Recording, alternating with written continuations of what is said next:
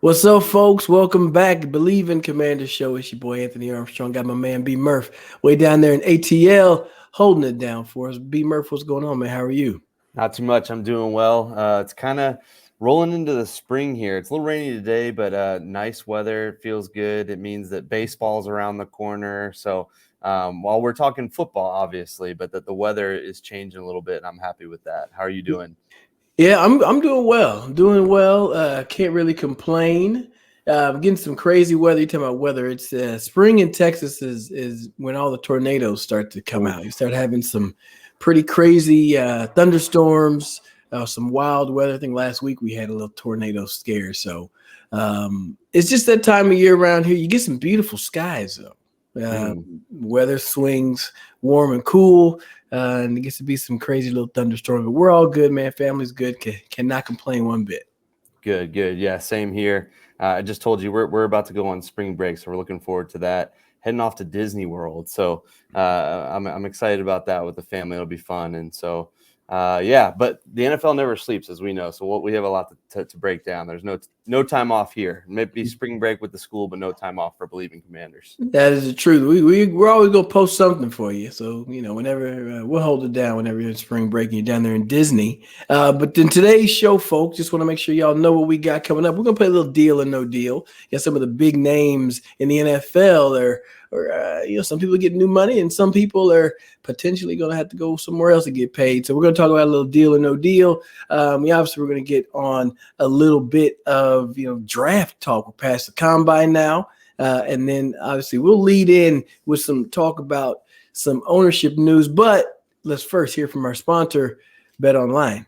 That's right. BetOnline is your number one source for all your sports betting needs during the season, everything from NFL to esports. You can even bet on esports. There's a contest for March Madness coming up, so check that out. You'll always find the latest odds, team matchup info, player news, and game trends at BetOnline.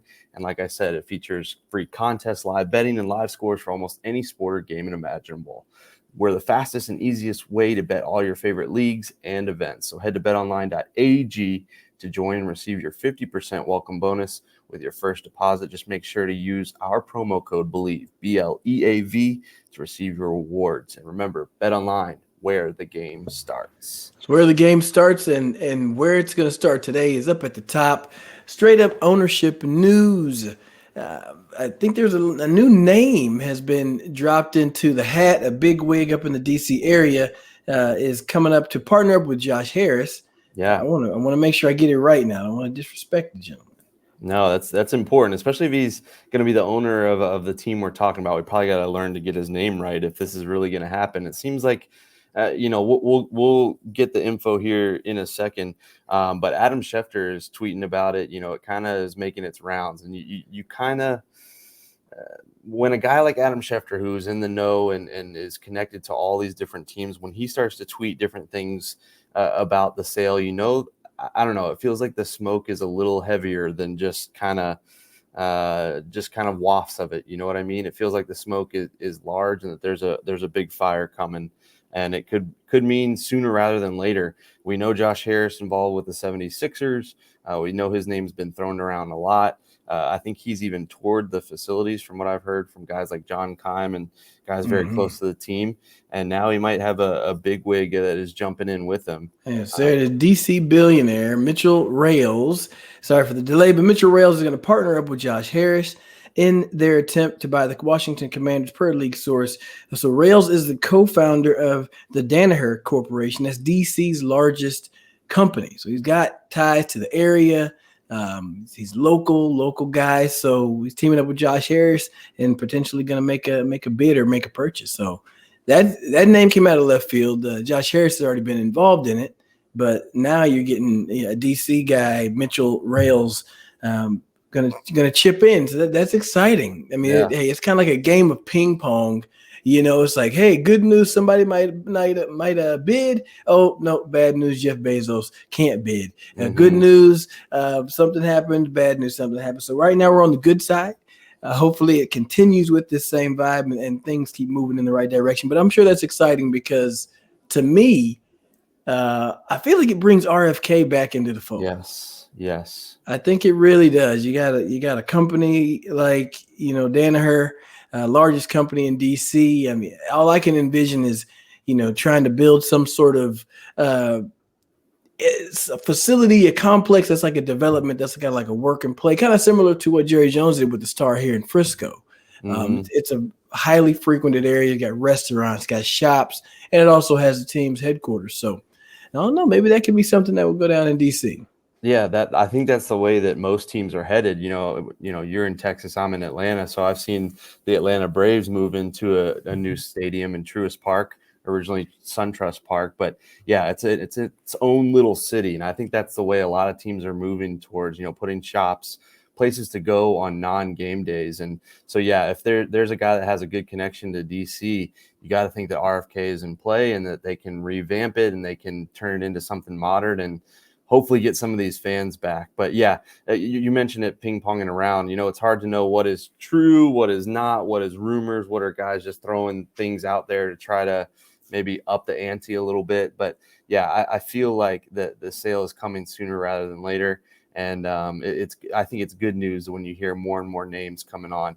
The Bezos thing, I still, I hear that they're not going to sell to him, but I just can't imagine anybody, whether you like him or not, if he's giving you an offer that you literally can't refuse. I don't know how he could ever be out, but I guess that's all remains to be seen. But as you mentioned, good news when it's a local guy that could be in the mix. I'm not opposed to that at all. Yeah, I think the fans would agree. I mean, let us know. Hit us up on Twitter.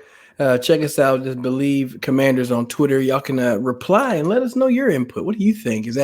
Would y'all take Mitchell Rales to be a part of the ownership? I already know. I understand. You're going to say, we just want anybody to buy it. Right. That's what your answer is. But, being a DC guy, you think that would be something, bring a little bit of the Commanders action back to the city. But you're speaking about bringing somebody to DC. The free agency period is now opened up. The franchise tags have been dropped. And now you've got, one, I honestly don't know when they added the non-exclusive rights free agents tag, but I kind of like it because it adds a little bit more spice. I'm just thinking about those shows like The Bachelor, what if they had some sort of not a red rose, but you get a white rose. You know what I'm saying? It's like you're one step away. I can kick you off in the middle. Probation. Yeah, I'm going to keep you for now. But if you just so much as trip up once, you're gone. Either way, deal or no deal, you got some big name players that are potentially on the move. And some mainstays, right? When you first think of an organization, you think of this player. So we're going to start down south where they say they have the best barbecue in the nation. I don't believe it. I'm going to stay with Texas. They can at least be second. Down there in Tennessee, the Tennessee Titans That's right. are potentially shopping Derrick Henry. What do you think about King Henry potentially having to relinquish the throne? Well, I think it would be weird to see him out of a Titans uniform. But my thought when I saw this was, oh, there's the thought bubble, the bell going off. My thought was they got to think that the wear and tear is coming, right? This guy has been used so much, probably more than any running back has in the last few years. And I wonder if they're trying to get out from under that before, the decline starts to happen. And I still think that he's an incredible player. And I still think he has multiple years ahead. But I'm wondering if that's kind of the writing on the wall. They feel like, he's gonna kind of peak if he hasn't already, and then it's gonna kind of be a dip like all running backs end up doing. So that kind of makes me hesitant that they're so ready and willing to move on from him that it would make me a little weary about making a deal for a running back like that. Like I said, with so much wear and tear on his tires.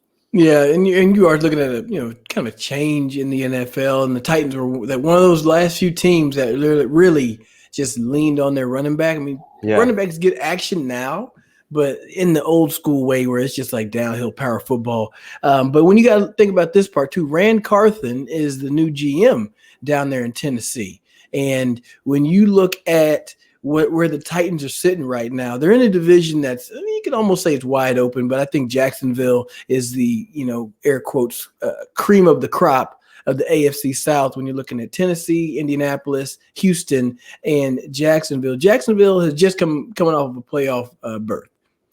First Right. one in a while for that team, and first one in a while for that whole entire division. I remember, I guess Tennessee's been pretty decent for a while, but you look at Tennessee, don't have a quarterback.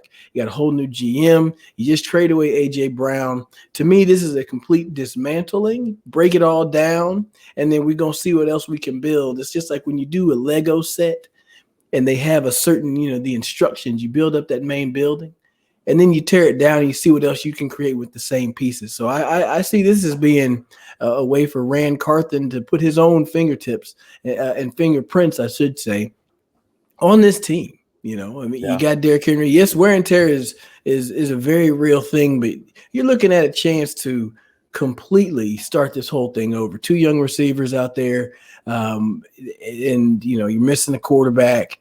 And then now you have a chance to just go ahead and turn over the last piece of a past legacy. You're not even forced to run that same type of style. So Derrick Henry could be on the move, but Yeah. where do you think he lands though? I was just thinking that I don't think he makes sense for a young team that's kind of trying to get to a win, getting to their window per se. I think it has to be a team that is in that window. I'm thinking of a Chiefs, maybe even Eagles, which would stink for the Commanders, the Bills. These are all names that I've seen floated around. Just a team that might be, one more playmaker away, similar to what the 49ers did when they went and got Christian McCaffrey. They felt like that was the piece that was missing, was a stud running back. And we saw the 49ers go all the way to the NFC Championship game. So it wouldn't surprise me to see somebody like those teams that I mentioned there going after him. The other thing that makes me a little nervous is that he'll be 30 by the end of the season, January of 2024. And does he get, what kind of deal is made for a Derrick Henry? I brought up Christian McCaffrey. I went back and looked. I couldn't remember. But a second, third, and fourth round draft pick in this upcoming draft, and a fifth round draft pick next year. I mean, is that what you'd be paying for Derrick Henry? Maybe a little less than that because of the age and wear and tear, but that would factor into it for me too, is how much are the Titans really wanting? If, as you mentioned, it already looks like they're trying to tear everything down. Can they really then ask for that much? I don't know. I'm just spitballing ideas to where I kind of lean no deal, but a team that could be right there. This could make a lot of sense for them. Yeah, if you bring up the great point of it not being a rebuild situation. I'm sure. I mean, at 30 years old, I'm sure Derrick Henry doesn't necessarily want to go to a rebuild situation, regardless of what the price tag is. I mean, if the Chiefs came a calling, even though yes, they are a year away. They just had Isaiah Pacheco, but then they've also quickly moved on from Clyde Edwards-Helaire, who may be available to trade as well. Kansas City is one of those teams that makes some sense. I mean, if you think just the fact that they won't necessarily, have to, he's not going to run the ball 20, 30 times a game. So that's not going to happen. And you've got Pacheco. So then you've got a little, you're going to have a split ball carrying, situation. So it won't be all on Henry. And then that gives that team some identity in short yard situations, if you're losing some creativity, maybe in play calling in a sense, then maybe it comes down to old school football. Hey, just turn around and hand that sucker off and not have to worry about running some cross motions and things of that nature. So Tennessee makes some sense. My initial thought was Atlanta, just simply because Arthur Smith is there. The OC that used to be in Tennessee. He's the head coach now. And it seemed like maybe that would be a decent reunion. The team that already shows that they want to run the ball. Algiers down there is a good young rookie running back. So once again, you could split the carries there. And it gives you even more support behind the young Desmond Ridder, the rookie quarterback, second-year guy now out of Cincinnati. He's got a few starts under his belt, and it'd be comforting to turn around and hand it to a guy like Derrick Henry and be like, okay, so by the time I throw, it's going to be 2nd and 3, 3rd and 3. I don't got to worry about about chucking the ball downfield. So that's not too bad. What do you think about Atlanta? Yeah, I mean, it would be interesting because I know they have the cap space. I know that doesn't always factor in with it when it comes to a trade, but yeah, that makes a lot of sense. They have a young quarterback, they have a young receiver. They have a young tight end. So why not add some veteran leadership and a guy that already knows the system, as you mentioned with Arthur Smith? I think that would make a lot of sense. No offense to Cordero Patterson, but that's absolutely an upgrade with Derrick Henry going along with Algier, as you mentioned. So yeah, that's a good dark horse, or even, now that you mentioned that, like a Detroit Lions who like to run the football, could they potentially upgrade? I know Jamal Williams had the most rushing touchdowns in the league last year, but you would still consider Derrick Henry an upgrade. I'm thinking about all these contenders, these teams right there, but there could be some teams that could feel like they're one or two pieces like that away from being in the mix. So that's interesting to see. And don't get me wrong, I'm saying that, he's almost 30, all that stuff. He's still a beast, and he's still arguably the best running back in the league. And you're going to get that for the next couple of years at least. Yeah. I'm just weary as the Commanders homer thinking about it for my team, but I'll spend anybody else's money for sure. Yeah, for the Commanders' sakes, please, Lord, do not let this man go to Philly. Yeah. They already do that power, quarterback sneak. They'll just turn around and put him at quarterback for that play. Yeah. And then he'll take the snap from an inch away and then just plow forward. I mean, that's ridiculous. And he's thrown touchdowns from that situation before. I've seen in Tennessee where he acts like he's about to run it and does the Tebow pop over the top. So please. They don't need any more weapons. They already got A.J. Brown. No need to reunite those guys. Yeah, right. You're banned from going to Philly, King Henry. I apologize, man. But another deal. You got Lamar Jackson. This is probably the biggest name out there, especially just wrapped around just kind of what's happened this week for him. So he gets that non-exclusive franchise tag, which means that one, there's a little bit lower guaranteed salary, $32.8 million, which is not a bad payday. It's less than what the exclusive rights free agency would look like. Not free agency, but the franchise tag would look like. And if he does get a deal with another team, he can negotiate. The Baltimore Ravens have a chance to match the offer sheet. Yep. And then if they don't match it, then they're going to get 2 first-round picks in return. So in my eyes, it's a win-win scenario for Baltimore. Yep. Just how they're playing it. Yeah. Yeah. There's also, I read something that, like, essentially what the Ravens could also do is essentially agree to a deal. And I don't know if I have the exact details right, but essentially they could agree to a deal and then work out a trade for more or for players or that kind of thing as well. So the Ravens, I don't know. It seems like the Ravens kind of have something in mind, and I don't know how this is going to end. But I don't know how any team outside of the Kansas City Chiefs with Patrick Mahomes, the Buffalo Bills with Josh Allen, and the Cincinnati Bengals with Joe Burrow. I mean, maybe there are a couple more, but I don't know how every other team isn't jumping on the phone right now trying to find a way to bring Lamar Jackson to their city. Yeah, I think I feel like the only reason that you're coming out and so publicly and staunchly saying we're not interested is because that's not a conversation you've had yet. I think that any team, any good front office, GM, head coach, team president, whomever, they're having that conversation. They walked in and closed the door and they say, should we go and get Lamar?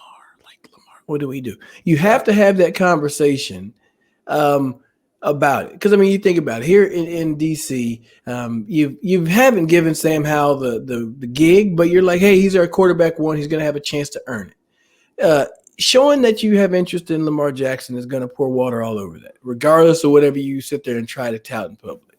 So that's number one. Miami, you just had Mike McDaniel just spill all over Tua in training camp, and then like he's great, he's gonna be able to throw the ball, and he had a pretty good season before he kept getting a couple of concussions. Tua was playing really well, and I feel like he's a guy I kind of want to keep that confidence behind him. So if you mention that you're interested in Lamar Jackson, all of that work that you've done over the past 8-12 months is just washed down the drain. Sure. So I mean, the teams, even Atlanta falls in that scenario with Ritter.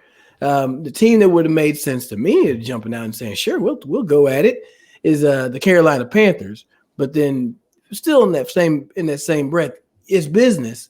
You can't jump out and be overly eager because then the price tag is going to stay high. Sure.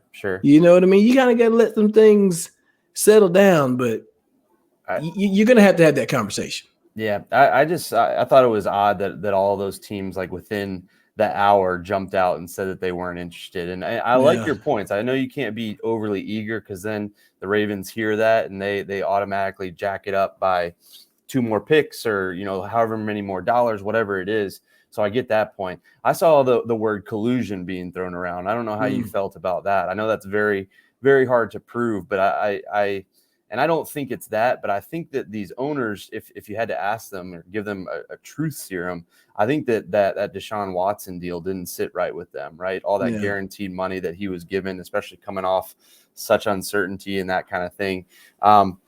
But I imagine that a lot of, right or wrong, whether they're jumping out and saying they're not interested or whether that's true or not, I have to imagine that some of these teams are saying that because of the money that Yeah. it'll take, and Yeah. that's certainly understandable. But from just an X's and O's point of view, I don't know how every team right now isn't on the phone with the Ravens trying to figure out a way to bring a 26-year-old Yeah.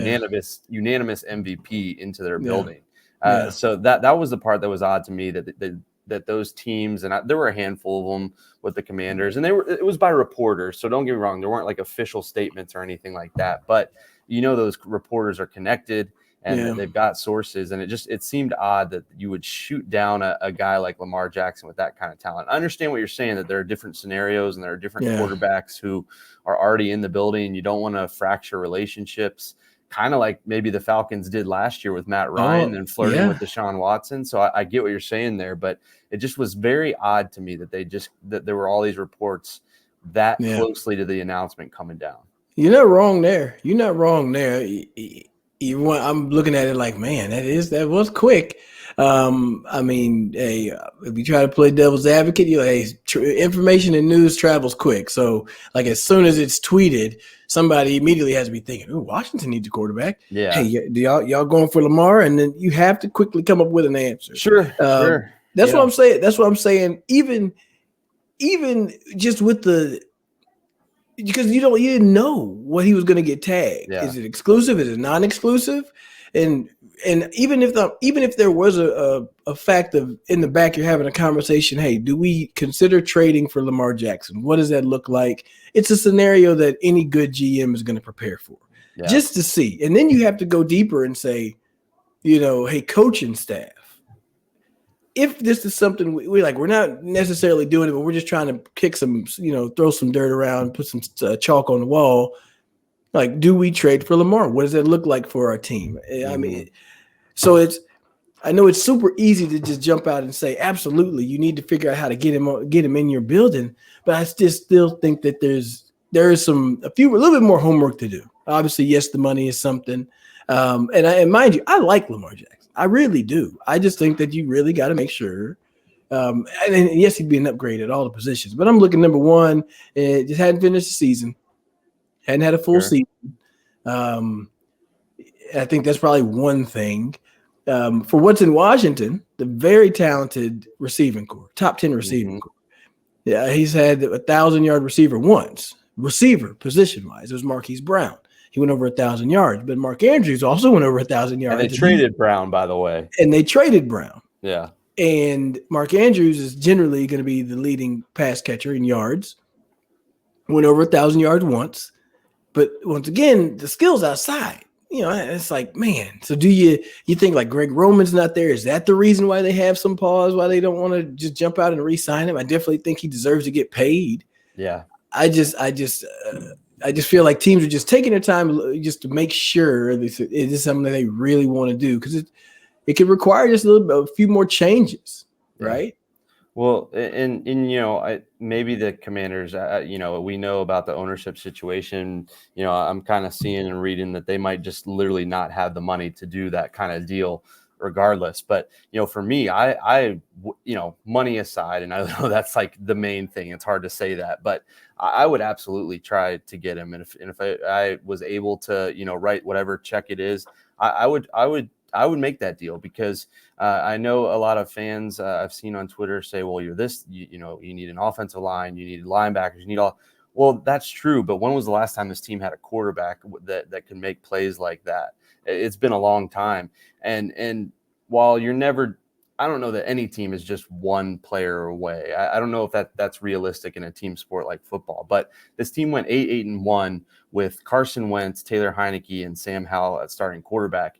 And some of those games that they lost, I have to think that Lamar Jackson makes a huge difference and sways a couple of those ball games to where you're looking at a double-digit win team. So from a strictly X's and O's point, I know it's a big investment. I know that that might leave some holes elsewhere, but I just think this guy is ridiculous, and I think that he could make some plays that haven't been seen here maybe ever, especially not in a long time. So for me, again, money aside, and I know that's silly to say, but I've always loved watching this guy. I think he's always been doubted as whether or not he was a legit quarterback, and all he's done is just win ball games. I get the injury thing, but I'll take a banged up every now and then for some of the plays that he can make. And I think his record's like 45-16 or something in his career. So, sign me up for that. And I know that might be a dream, but I couldn't believe how many people I was seeing that were just automatically, not just the teams, not reporters, that kind of thing, but fans shooting that down, saying that, let's roll with Sam Howell. No offense to Sam Howell, but he's no Lamar Jackson. No offense to Desmond Ridder down here in Atlanta, but he's no Lamar Jackson either. So I hope that some of these teams that ruled it out are kind of just saying that so they can get their ducks in a row, because I think this is a generational guy that's going to make, whether it's the Ravens or somebody else, make them very good for a while. Hey, I agree with you 100%. I just know that it's off the jump. You kind of got to be like, oh crap, I get it. Yeah, all the way ready. But I get it. I get it. I get the money side, and that's a huge part of it. And I think at the end of the day that's the deciding factor. But man, it affects. But it's good. I would have to imagine it affects some other plans that you have for how this team is going to get built out, especially Washington, right? You're trying to get Deron Payne, then you're going to have Montez Sweat going to be up here soon, and you've already, declined the fifth-year option on Chase Young, so he's going to be in that same situation as Deron Payne. So, if I don't know the math behind it and what it would look like, but if you go and you get Lamar and then you sign him to the deal that he wants or somewhere close to, does that mean you lose one or two of your defensive stars? Maybe, is that worth it to you? So that's why I think the conversations that they have to have are just a lot deeper than just go get him. It's not Madden. That's the thing. Everybody looks at it like Madden, I feel like, and you're like, oh, he's a 96 overall. We have a 72 overall. You obviously go and get that guy, right? Huge upgrade. Make it happen. But in the real scenario, you're like, well, if I go get him, and I can't keep him, and him. Yeah. And hey, if they make it work, I'll be celebratory and I'll cheer it on. But I just think that if a new ownership deal could be ironed out here in the next few weeks, could the Commanders change their tune with a new owner coming in wanting to make a splash? I'm not saying that'll happen, but man, I'm gonna dream a little bit until I see elsewhere, other things happen. I'm gonna keep that in the back of my mind. That ain't a bad thing. You can hang on to it. You said you had a wild card. We talked about Derrick Henry, who might be up for trade. We know Lamar Jackson could potentially be up for a trade. You texted me. You said you had one you're going to save, and spring it on me, because I literally have no idea where you're going with this one. Okay, well, so the wild card, ironically enough, it has nothing to do with football. Oh, and okay. I was just checking some of the news, and there was a 7-foot alligator found in a house down here in Texas, kind of down near Houston or near Austin area.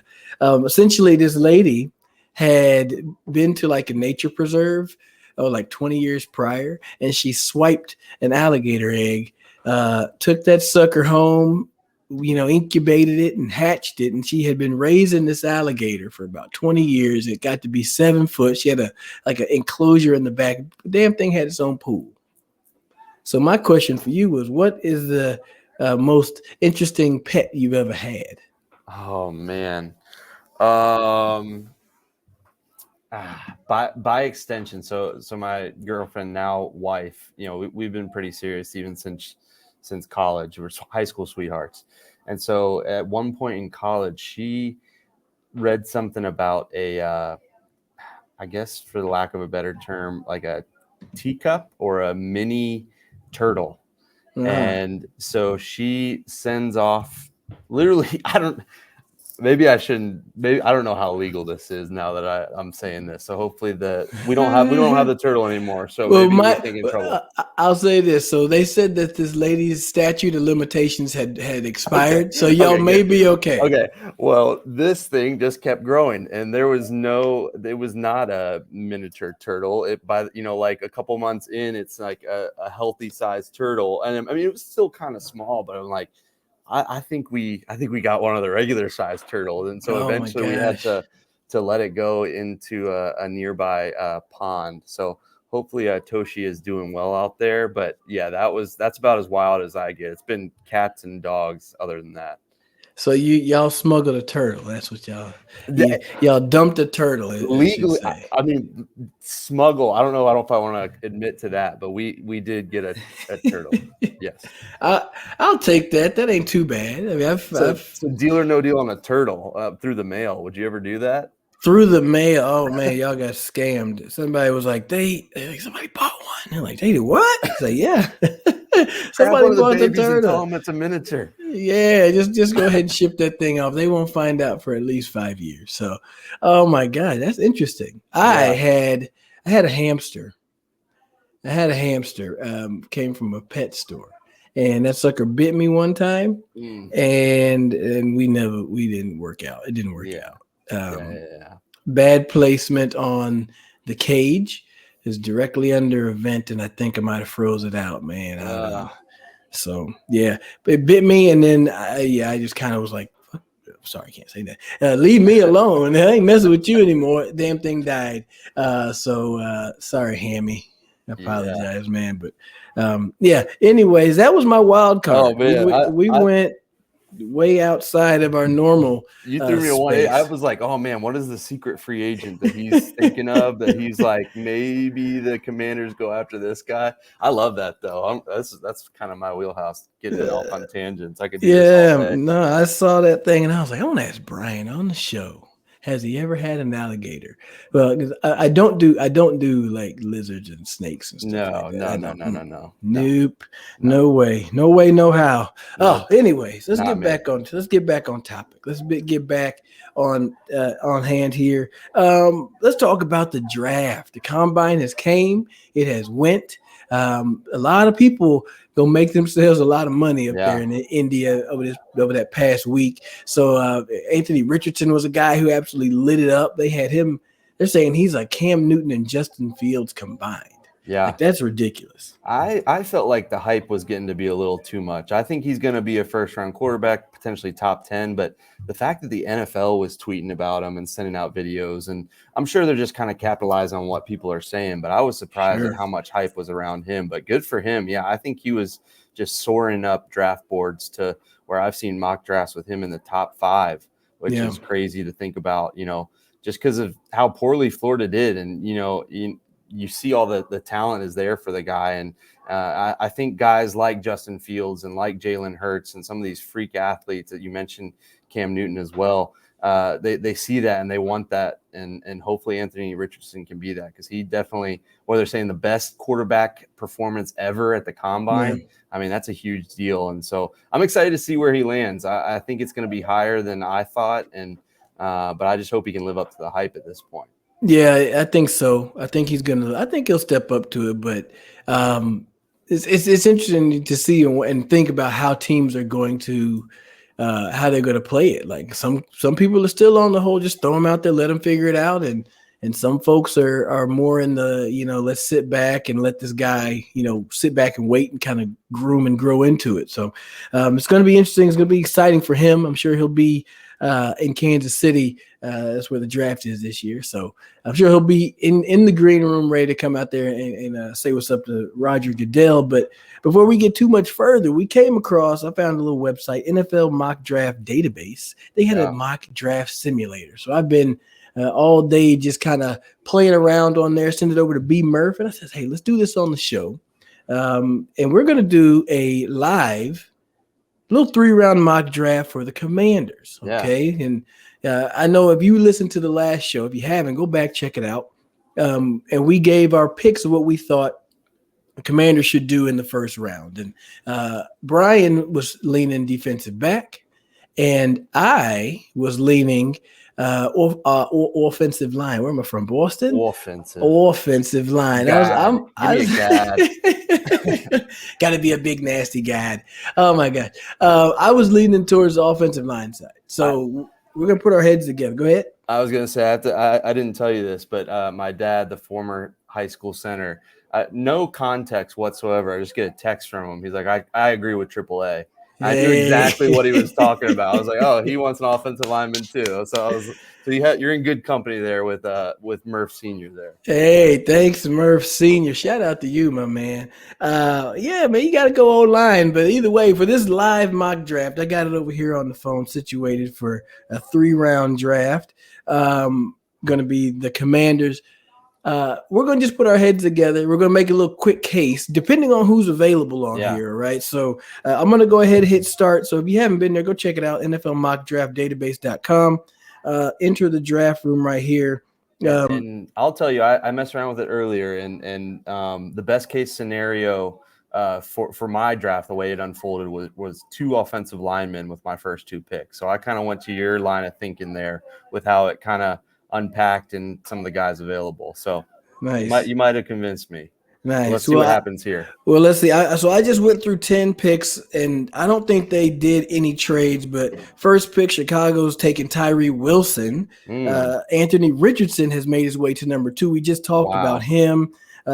Witherspoon out of Illinois, the cornerback, to Arizona.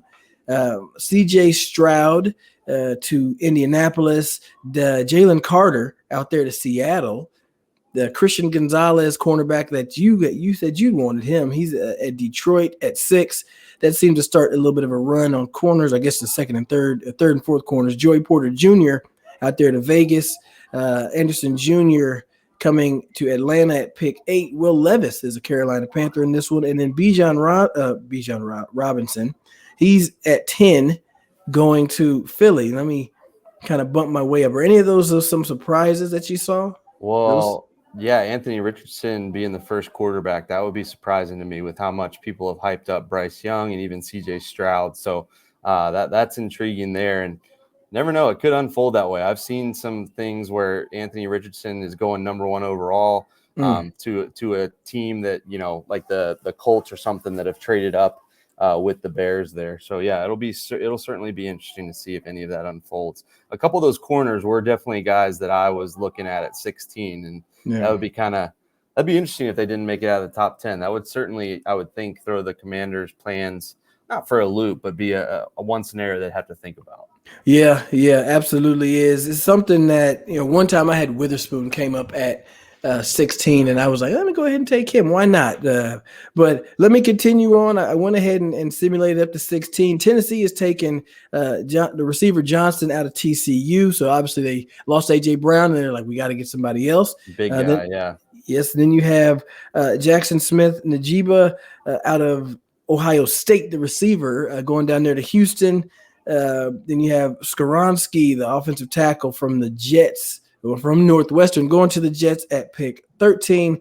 Jordan Addison, wide receiver, up to New England. And then Luke Van Ness, edge rusher out of Iowa, goes to Green Bay. So ironically enough, we talked about, you just said, you have to have some scenarios where you got to think about some things. Bryce Young is on the board. Ooh. At 16. He's on the board. Paris Johnson Jr., tackle out of Ohio State's on the board.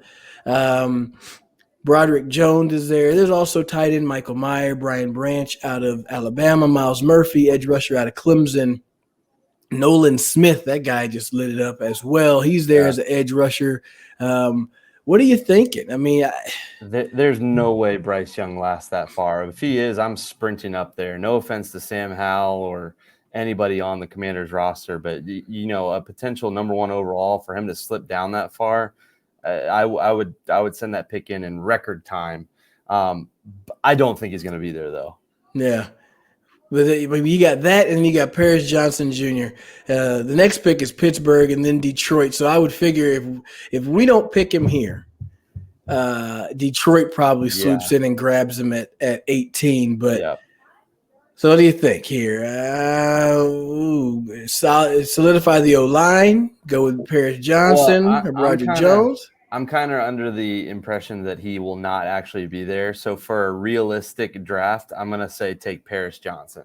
All right, fair enough. I was about to say, I mean, you got to at least think about it because you never know. I would 100% if he is there. Give me Bryce Young, but I don't think there's any way he gets to 16. Well, we're gonna skip over. Oh well, he made it. He made it past. He made it past Detroit. I tell you that much. Wow. This is the second time I've seen this thing send them to the Chargers. So Goodness. now that makes you think about Justin Herbert. So that's just that's a whole other thing. So it's simulating along. I'm not going to go back and recap all of these picks. We're coming up on our second pick here. Pick what, 47? Pick 47. Look at you, smack dab on it. Right now, your best player available is Jahmyr Gibbs, running back out of Alabama. You got a linebacker out of Clemson, Trenton Simpson, edge rusher Keon White, edge rusher Will McDonald the fourth, another edge rusher Isaiah Foskey, Jack Campbell, linebackers out there. You go down a little bit further. Cody Mauch, the interior lineman over at North Dakota State, is right there as well at your second pick. He was one of the ones that I got in mine earlier. I didn't have any problem going back-to-back offensive line. I feel like you need to do that. That Jahmyr Gibbs pick is interesting. I think he is a playmaker. Got to see him here a little bit in Atlanta with Georgia Tech before he went to Alabama and was just another Alabama running back. They just churn him out. But I wouldn't be mad at that Gibbs pick. You know, I think that Antonio Gibson has left a lot to be desired at the running back position, to where I wouldn't be surprised if the Commanders look at running back at some point. I just don't know about the second round. I'd be leaning toward the linebacker you mentioned or potentially another offensive lineman. I don't think you can go wrong with either one. Yeah, let's see. Jack Campbell, he's a playmaker out of Iowa. So let's play around. Let's say since you got Paris Johnson, we got him first. Let's go Jack Campbell in the second round. And it's just going to simulate along. Mouch is gone. I saw that name. Avila is gone. Running back Shane is gone. Now, frankly, we're starting to get into some names that you got to really be over there, really, really studying the draft to get deep into it like this. We're in the third round. I saw Andre Carter. The second is on the list still. Here we go. We're up again. We got a trade offer. I'm not going to deal with that right now. It had me kind of confused earlier. Okay, so it really did. I was like, what? What is going on? So we haven't addressed cornerback. We went offensive line. We went offensive line and linebacker. Right now, Kayshon Boutte. I'm going to say Bout. I probably mispronounced it, so I apologize. We'll see you out of LSU. Rashee Rice out of SMU, receiver. Andre Carter, the second, is up here, edge rusher. Chris Smith, the second, out of Georgia, is a safety. And Tucker Kraft out of South Dakota State is up here too. And then you obviously got Eli Ricks, cornerback as well. Kyu Blue Kelly, cornerback out there as well. Jordan Battle, safety out of Bama. You got a lot of options here. I would lean to I feel like I would lean to go towards a cornerback in this situation. Me too. I think I've heard nothing but cornerback is the depth is great there. So I think you could find a guy that is legit there in the third round. I think the good thing is that while you want a contributor on defense, you don't necessarily need a starter at cornerback. I think you need a guy that can just complement the guys you have in St. Juice and Kendall Fuller. So you're not needing a guy to step in to be an immediate playmaker. Don't get me wrong, I would love to have that, but I think you could wait this long if that happens. Third round, you're still getting quality guys that potentially would be starters. So yeah, I'm with you. I would think you would take the best cornerback that you have on your board and run with it and feel pretty good about that 1-2-3 punch. Yeah, right now, I mean, you're looking at Eli Ricks out of Alabama. He's an IMG kid. I know that former Redskins running back and Redskins legend Mike Sellers coaches down there, and then the fellow out of Stanford, Kyu Blue Kelly. I think that there's an obvious Alabama tie. Yeah. Yeah, all right. Two guys on D-line. You got a running back side of that thing. Three guys on the D-line. I'm sorry. Yeah. I feel like Eli Ricks would be the guy.